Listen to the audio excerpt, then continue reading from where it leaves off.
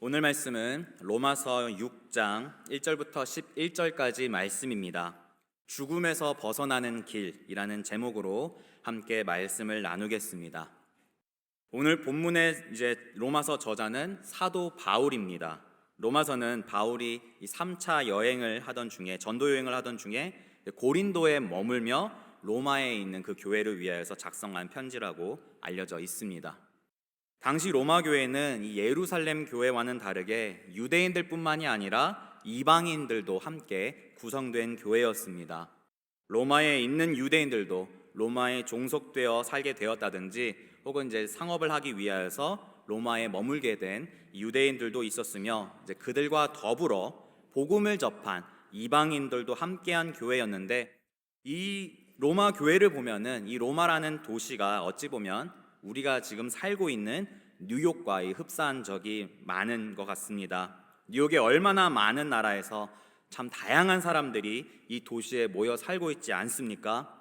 로마는 당대의 가장 부유한 도시 중 하나로 외교적으로나 그리고 무역으로나 중심이 되는 대도시였습니다. 그러다 보니 참으로 다양한 사람들이 모여 있었고, 저마다의 삶의 방식, 상식, 전통 그리고 가치관이 다름으로 인하여서 참 하나가 되기 어려운 그런 환경에 세워진 교회였습니다. 유대인들은 이 구약에 대해 잘 교육이 되어 있기는 했으나 율법주의에서 벗어나지를 못했고, 이방인들은 이와 반대로 예수님을 믿기는 했으나 자유를 지나치게 강조하다 보니 이 신앙의 미성숙함에 머물러 있었습니다.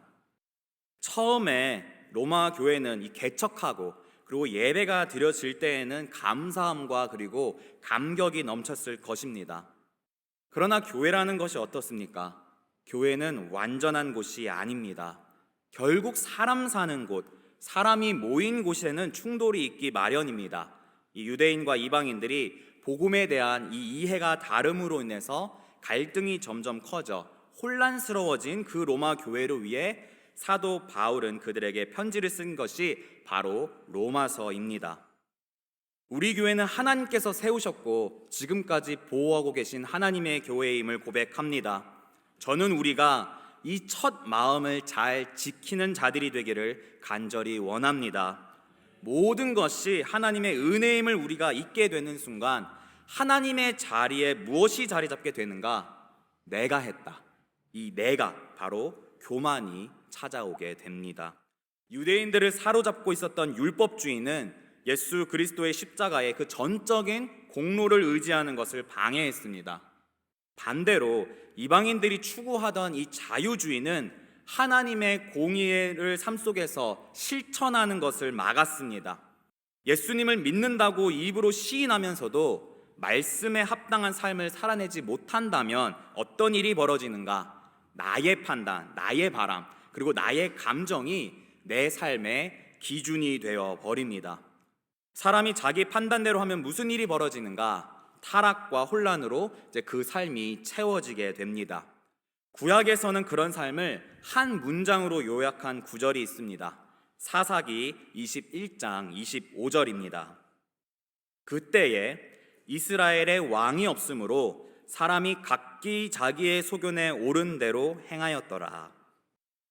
이스라엘은 하나님께 선택받은 사람들이었습니다. 하나님의 그 자손들, 아브라함에서부터 그 축복받은 백성, 그리고 애굽이라는 강대국에서 수많은 기적을 체험하며 벗어나고 약속하신 가나안 땅에 들어와서는 또 수많은 전쟁을 이겨내면서 축복된 땅에 들어온 이들, 이것이 영화로 만들어진다면 어떻게 끝이 나겠습니까?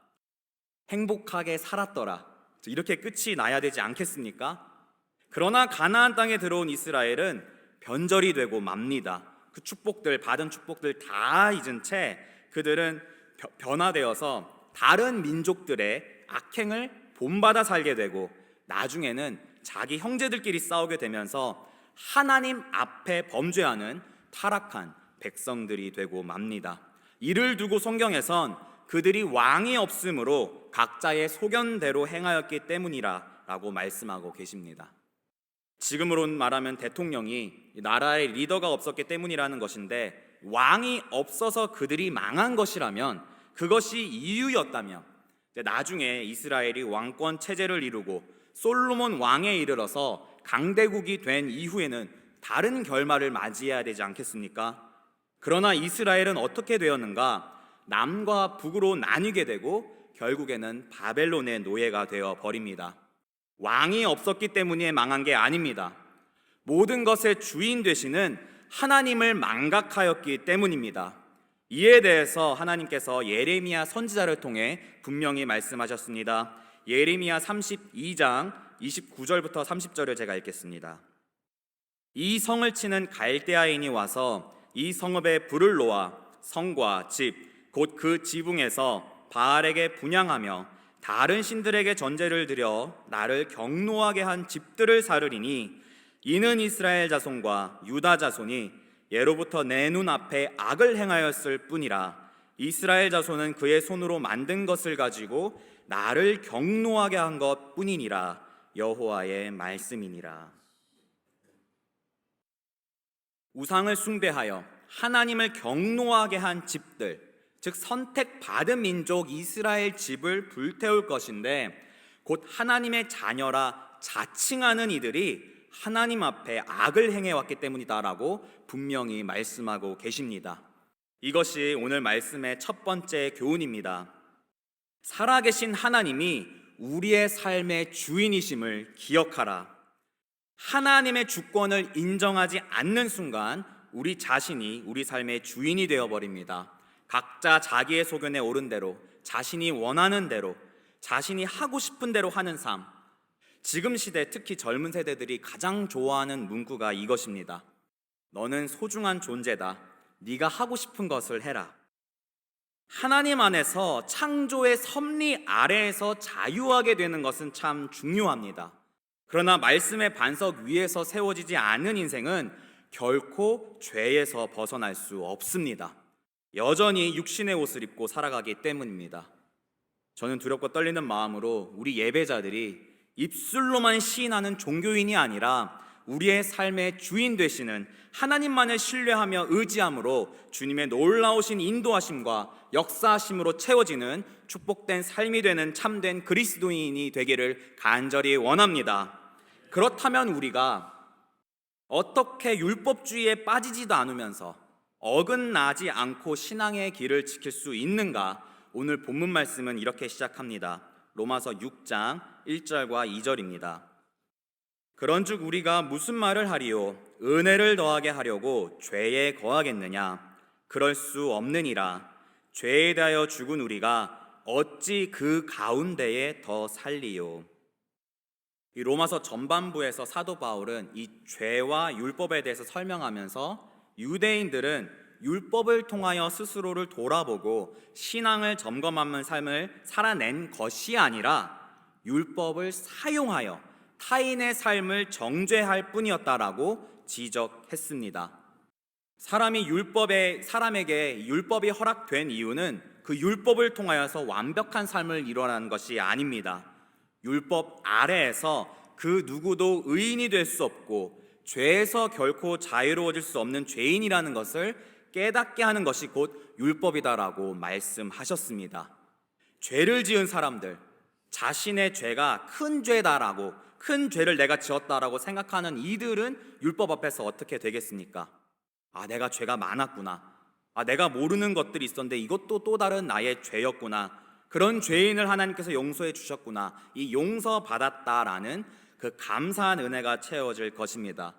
그래서 로마서 5장 20절에서 죄가 더한 곳에 은혜가 넘쳤다라고 표현하신 것입니다. 그러나 이 본문의 시작은 죄가 많을수록 용서받는 것도 클 것이니 그 은혜를 더하려고 죄에 계속 거하는 삶이 타당하냐? 그렇지 않다는 것입니다. 죄를 반복하며 회개도 반복하며 나 은혜 받았다. 결국 그 죄에 대하여 죽은 삶이 아니라 착각하면서 죄에 계속 거하는 삶이라는 것입니다. 죄 사함 받는 것을 감사하는 것처럼 보이지만, 은혜를 경험하는 것처럼 보이지만 그저 자신의 감정에 취할 뿐 결국 죄와 더불어 즐기며 사는 인생, 죄의 노예로서 여전히 살고 있는 자가 어떻게 구원을 받았다고 할 수 있겠습니까? 로마서 6장 3절과 4절입니다. 무릇 그리스도 예수와 합하여 세례를 받은 우리는 그의 죽으심과 합하여 세례를 받은 줄을 알지 못하느냐. 그러므로 우리가 그의 죽으심과 합하여 세례를 받음으로 그와 함께 장사되었나니 이는 아버지의 영광으로 말미암아 그리스도를 죽은 자 가운데서 살리심과 같이 우리로 또한 새 생명 가운데서 행하게 하려 함이라. 아멘. 죄에 대하여 죽는 것이 세례를 받는 것과 같이 연결되고 있습니다. 예수님을 나의 구주로 고백하고 다시 태어나는 것이 구원인데 여기에서 필연적으로 수반되어야 하는 것이 있으니 그것이 무엇인가? 바로 죽음이라는 것입니다. 예수님께서 모든 죄인을 위해 대신하여 죽으셨으나 거기에서 끝나는 것이 아니라 우리 역시도 그 죽으심에 동참해야 한다는 것입니다. 죽지 않으면 결코 다시 태어날 수 없습니다. 로마서 6장 5절부터 7절입니다. 만일 우리가 그의 죽으심과 같은 모양으로 연합한 자가 되었으면 또한 그의 부활과 같은 모양으로 연합한 자도 되리라. 우리가 알거니와 우리의 옛사람이 예수와 함께 십자가에 못 박힌 것은 죄의 몸이 죽어 다시는 우리가 죄에게 종노릇하지 아니하려 함이니 이는 죽은 자가 죄에서 벗어나 의롭다 하심을 얻었음이라. 아멘. 예수님과 함께 이 십자가에 못 박히는 것은 우리의 옛사람, 즉 아담의 원죄로부터로 이제 이루어진 그 죄성과 더불어 우리의 지난 삶, 죄인으로서의 삶이 함께 죽는다는 것인데 이 죄와 함께 죽는다는 것이 무엇인가? 바로 죄에게 종노릇하지 않게 되는 것이다 라고 말씀하고 계십니다. 이것이 오늘 말씀의 두 번째 교훈입니다. 죄에 대하여 죽지 않으면 죄의 노예로 살게 된다. 이 노예라는 단어가 사실 우리에게 이 피부로 와닿지 않을 수 있는데 이스라엘의 역사를 살펴보면 그들이 이 애굽의 노예였던 시절이 있습니다. 본디 시작은 그렇지 않았습니다. 가뭄의 위기에서 애굽은 요셉에게 임하신 하나님의 지혜로 말미암아 구원받았고 요셉의 가족들, 즉 이스라엘을 자신들의 땅에 초대하며 애굽이 함께 그들과 더불어 살게 됐습니다. 하나님께서 이스라엘을 축복하셨기 때문에 그들과 동행하는 애굽 역시도 축복을 받고 더 강성하게 되었습니다. 그러나 이 요셉과 하나님을 잊어버린, 너무나 많은 세월이 흘렀다고 잊어버린 애굽의 왕과 그 애굽인들이 자기들보다 더 강성해지는 이스라엘을 두려워해서 노예로 만들었습니다. 여기에서 중요한 것이 있습니다. 강성해진 이스라엘을 애굽이 두려워한 것입니다. 출애굽기 1장 9절과 10절을 제가 읽겠습니다. 그가 그 백성에게 이르되 이 백성 이스라엘 자손이 우리보다 많고 강하도다. 자, 우리가 그들에게 대하여 지혜롭게 하자. 두렵건대 그들이 더 많게 되면 전쟁이 일어날 때에 우리 대적과 합하여 우리와 싸우고 이 땅에서 나갈까 하노라 하고. 하나님의 축복을 받는 사람들의 삶은 어떤 삶인가? 세상에 말하는 복을 누리는 삶이 아니라 하나님께서 보호하시고 하나님께서 동행하여 주시는 삶인 줄 믿습니다. 그런 자의 삶을 누가 가장 먼저 알아보는지 아십니까? 바로 사단이 알아본다는 사실을 기억하십시오. 사단이 하나님의 축복을 받은 자를 또 어떻게 대하는가? 예수님께서 우리에게 이미 알려주셨습니다. 요한복음 15장 18절과 19절입니다. 세상이 너희를 미워하면 너희보다 먼저 나를 미워한 줄을 알라. 너희가 세상에 속하였으면 세상이 자기의 것을 사랑할 것이나 너희는 세상에 속한 자가 아니요 도리어 내가 너희를 세상에서 택하였기 때문에 세상이 너희를 미워하느니라. 하나님께 속한 자를 세상이 미워하듯이 하나님께 축복을 받은 이스라엘을 애굽이 두려워했습니다. 그리하여 이스라엘이 애굽의 노예가 된 것입니다. 이번에는 하나님께서 모세에게 임하셔서 이스라엘을 애굽의 손에서 구하셨습니다. 10가지의 재앙을 통해 이스라엘뿐만 아니라 애굽 온 백성과 그리고 주변 나라들마저 하나님의 존재를 깨닫고 두려워했습니다. 그러나 불과 얼마 전에 그 기적들을 체험하고 애굽의 노예에서 해방되어 나온 이스라엘이 당장 눈앞에 홍해를 보자 어떻게 행동하였는가? 출애굽기 14장 11절과 12절입니다. 그들이 또 모세에게 이르되 애굽에 매장지가 없어서 당신이 우리를 이끌어내어 이 광야에서 죽게 하느냐? 어찌하여 당신이 우리를 애굽에서 이끌어내어 우리에게 이같이 하느냐? 우리가 애굽에서 당신에게 이른 말이 이것이 아느냐? 이르기를 우리를 내버려 두라. 우리가 애굽 사람을 섬길 것이라 하지 아니하더냐? 애굽 사람을 섬기는 것이 광야에서 죽는 것보다 낫겠노라. 홍해를 눈앞에 둔 이스라엘은 애굽에 무덤이 없어서, 무덤이 부족해서 우리를 광야에 끌어다가 죽이려 하느냐 모세에게 원망하고 있습니다. 지금까지의 은혜는 잊은 채 눈앞에 문제로 인해서 우리가 언제 모세 너에게 도와달라고 했느냐, 네가 뭔데 우리를 죽게 만드느냐, 이 문제 앞에서 흔들리고 있는 이런 이스라엘의 모습은 나중에 물이 없을 때에도, 만나 말고 고기가 먹고 싶을 때에도 모세에게 나와 따지며 또 불평하는 모습이 반복됩니다. 그런 그들의 모습을 보고 하나님께서 뭐라고 평가하시는가? 그들의 원망은 모세를 향하는 게 아니라 여호와께 향하였다라고 말씀하십니다. 원수에게 재앙을 내리심으로 심판하신 하나님, 노예에서 해방케 하신 하나님, 주인 되신 하나님께 이스라엘이 원망하고 있는 것입니다. 그리하여 애굽 사람을 섬기는 삶이 더 낫다고 말하는 참으로 어리석은 말을 서슴없이 뱉으며 불평하고 있습니다. 그러나 이 어리석음은 비단 이스라엘 백성뿐만 아닙니다. 이것은 곧 우리의 인간적인 연약함을 의미합니다. 우리가 만약 당장의 눈앞에 직면한 어려움 앞에서 문제보다 크신 하나님을 기억하며 하나님께서 어떻게 인도하여 주실 것인가 기대하는 삶이 아니라 그 문제를 바라보고 걱정하고 근심 가운데 거한다면 이는 곧 우리가 여전히 죄에 대하여 죽지 않은 삶, 곧 죄의 노예로서 여전히 죄 아래 거하고 있다는 것입니다. 그러나 우리 중에서 육신의 옷을 입어 연약한 우리들 중에 죄에 완전히 자유하다고 누가 말할 수 있겠습니까? 불평과 남 탓하는 것이 끊기지 않는 이 이스라엘과 유다의 모습이 결국 우리의 모습입니다.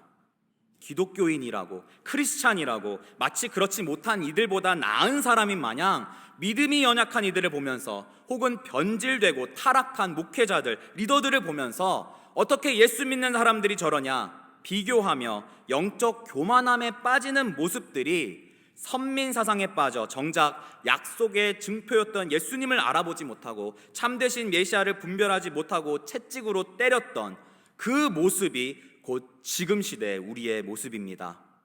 죄가 죄라고 말하지 않고 사랑이라는 명목으로 덮어주기에 급급한 이런 악한 시대 속에서 영적인 분별력이 없이 나는 다른 사람에게 피해주지 않았으니까 괜찮겠지, 나는 정직하고 부지런하게 떳떳하게 살고 있으니까 괜찮겠지, 다른 사람은 몰라도 나는 예수님 믿으니까 구원 받겠지, 영적 안일함과 낙관주의에 빠지거나 영혼을 구원하라는 하나님의 명령을 망각한 채 그 영혼이 절망과 어둠 가운데 있어도 불쌍히 여기며 그 영혼을 위해 기도하는 것이 아니라 그것은 다른 이의 몫이다, 내 앞가림하기에도 바쁘다, 나는 할 만큼 했다, 하나님의 기준이 아니라 내 판단과 내 생각대로 행하는 삶을 성경에서는 죄에 대해 죽지 않은 삶, 즉 죄의 노예로서 영원한 심판을 피할 수 없다라고 말씀하고 계십니다.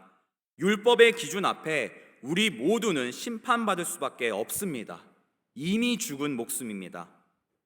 그러나 우리를 불쌍히 여기시고 너무나 사랑하신 하나님께서 그런 죽은 우리를 위해 어떻게 하셨는가? 골로새서 2장 13절부터 15절을 제가 읽겠습니다. 또 범죄와 육체의 무할례로 죽었던 너희를 하나님이 그와 함께 살리시고 우리의 모든 죄를 사하시고 우리를 거스르고 불리하게 하는 법조문으로 쓴 증거를 지우시고 제하여 버리사 십자가에 못 박으시고 통치자들과 권세들을 무력하여 드러내어 구경거리로 삼으시고 십자가로 그들을 이기셨느니라. 아멘.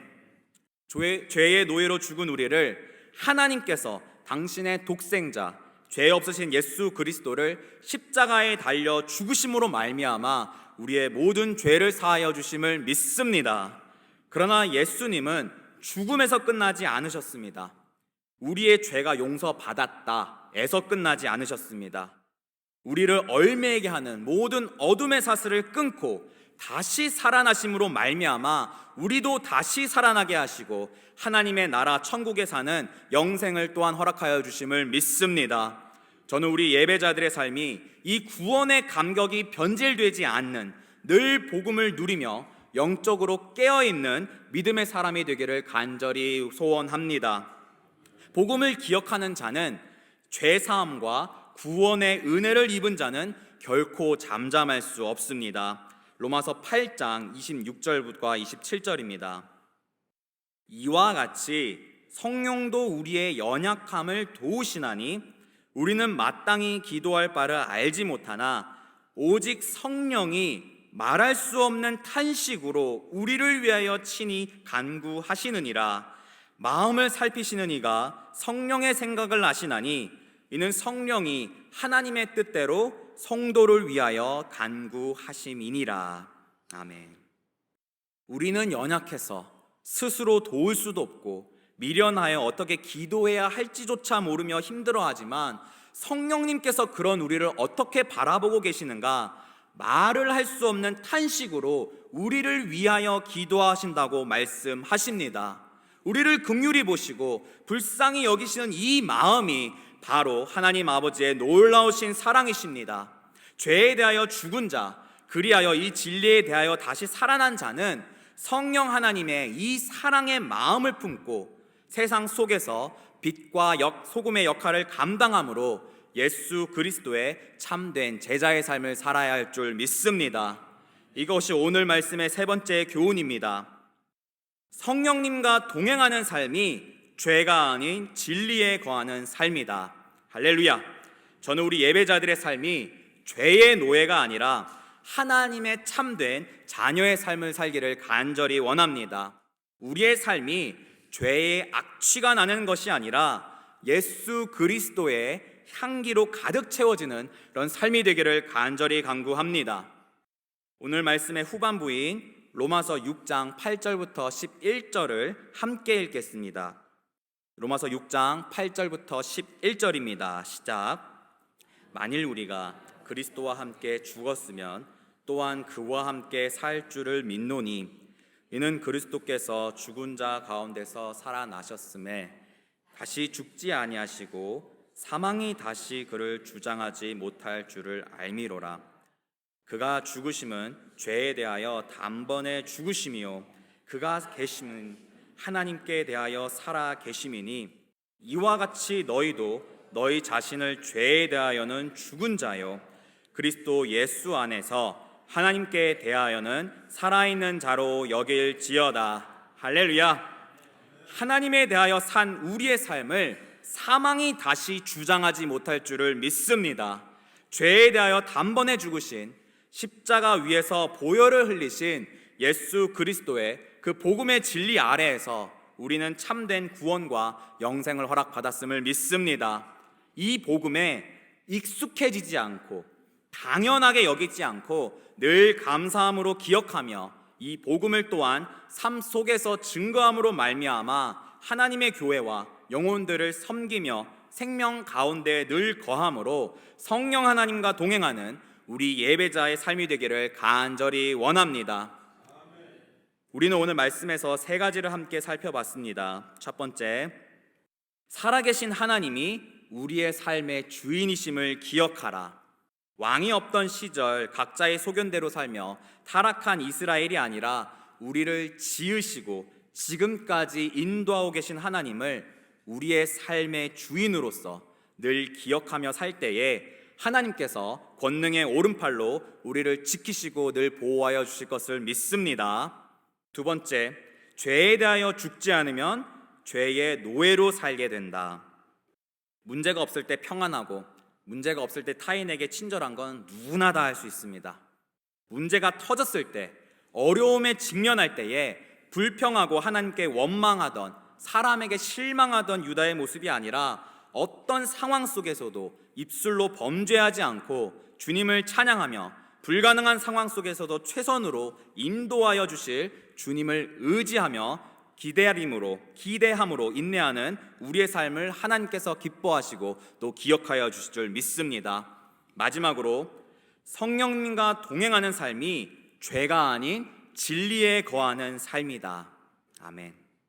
입술의 고백으로만 기독교인이다라고 이제 사는 것이 아니라 우리 각자에게 허락하신 십자가를 짊어지고 우리의 구세주 되신 예수 그리스도를 본받아 살아가는 우리의 삶을, 교회를 섬기고 영혼을 사랑하며 맡기신 사명에 끝까지 충성하는 그런 우리의 삶을 하나님께서 마지막 때에 바라보시며 내 딸아, 내 아들아, 네가 작은 것에 순종하며 내 마음에 합하며 내 뜻에 순종하며 살았구나, 내가 너로 기뻐하노라.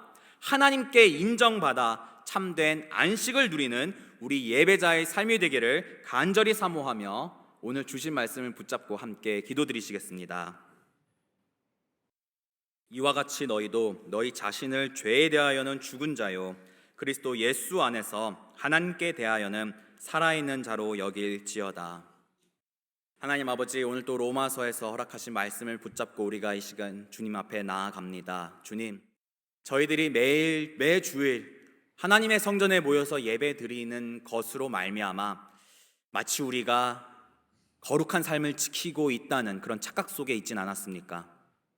아버지, 혹시 우리가 오랜 세월 교회를 섬기며 불쌍한 사람들을 도와주며 착하게 살았다고 나는 거룩한 삶을 지켰겠다, 혹시 우리가 하나님의 기준이 아닌 나의 기준으로 살고 있진 않았습니까? 아버지, 혹시 우리가 하나님께서 원하시는 것은 비록 우리가 욕먹는 자리라도, 비록 우리가 손해보는 자리라도, 돈을 잃는 자리라도 하나님께서 원하시는 그 뜻이 있었는데 아버지, 그거는 제가 너무 어렵겠습니다. 혹시 아버지, 우리가 변명하거나 다른 사람의 몫으로 치부하진 않았습니까? 아버지, 혹시 우리가 내가 좀 성경 안다고 다른 목회자의 설교를 보면서 판단하거나 어떤 교회는 이렇다더라 저렇다더라, 아버지, 혹시 우리가 정죄의 손가락으로 다른 사람을 바라보고 있지는 않았습니까? 아버지, 이 시간 우리가 두렵고 떨리는 마음으로 이 시간 주님 앞에 엎드립니다. 주님, 우리가 혹시라도 여전히 죄에 속한 삶을 살고 있었다면 주님, 우리가 이 시간 회개함으로 아버지 앞에 나아가오니 주님, 성령의 충만함을 우리 가운데 허락하여 주시사 우리를 죄에서 깨끗이 씻어 주시옵소서. 예수 그리스도께서 십자가에 흘리신 그 보혈의 공로를 우리가 의지하여 이 시간 나아가오니 주님, 우리가 신앙적으로 안주하는 삶이 아니라, 영적인 교만에 빠지는 삶이 아니라 늘 겸허함으로 하나님을 경외함으로 우리가 나아가는 예배자의 삶이 되게 하여 주시옵소서. 주님, 우리가 혹시라도 잘못하고 있을 때에 말씀으로 채찍질하여 주시고, 아버지, 혹시 우리가 너무나 하나님의 뜻을 이루고 싶지만 우리가 참 부족함을 느낄 때 우리가 포기하지 않도록 성령님의 그 능력으로 아버지 우리를 무장시켜 주시사, 성령의 검으로 우리를 무장하여 주시사 우리가 담대하게 하나님의 뜻에 순종하며 복음을 선포하며 나아가게 하여 주시고, 그렇게 우리가 순종할 때에 그 자리에서 성령의 열매가 맺힘으로 말미암아 하나님 아버지께 모든 감사와 찬양을 올려드리는 우리 예배자의 삶이 될 수 있도록 주님께서 축복하시고 끝까지 동행하여 주시옵소서. 그렇게 마지막 때에 그 영광스러운 날에 예수 그리스도께서 다시 우리에게 찾아오실 그 날까지 늘 하나님만 사랑하며 하나님만 사모하며 말씀 붙잡고 기도로 승리하는 우리 예배자의 삶이 되게 하여 주실 줄 믿사오며 살아계신 예수 그리스도의 이름으로 기도드립니다. 아멘.